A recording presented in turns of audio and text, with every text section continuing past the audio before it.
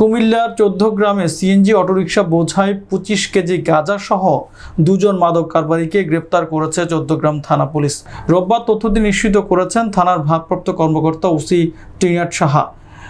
আটককৃতরা হলো চিউরা ইউনিয়নের পূর্ব ঢিমাতলি গ্রামের মৃত আব্দুল বারেকের ছেলে মোহাম্মদ ইউসুফ ও জগন্নাথ ডিগি ইউনিয়নের নোয়া গ্রামের কাজী ওহিদুর রহমানের ছেলে কাজী মোহাম্মদ লিটন।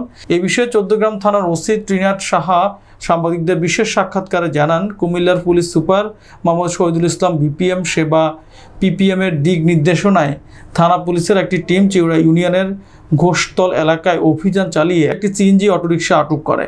পুলিশের উপস্থিতি টের পেয়ে 3 জন পালিয়ে যাওয়ার চেষ্টা করলে ধাওয়া করে 2 জনকে আটক করা হয়। এ সময় একটি স্কুল ব্যাগ ও একটি প্লাস্টিকের বস্তায় থাকা 25 কেজি গাঁজা উদ্ধার ও সিএনজি অটোরিকশা জব্দ করা হয়। এই ঘটনায় পুলিশ বাদী হয়ে আটককৃত ইউসুফ ও লিটনের বিরুদ্ধে মাদকদ্রব্য নিয়ন্ত্রণ আইনে মামলা শেষে আদালতে প্রেরণ করা হয়। 14 গ্রাম থানার ভারপ্রাপ্ত কর্মকর্তা ত্রিনাথ সাহা বক্তব্যে উল্লেখ করে আরও বলেন, আটককৃতদের বিরুদ্ধে মাদক আইনে মামলা শেষে আদালতে পাঠানো হয়েছে।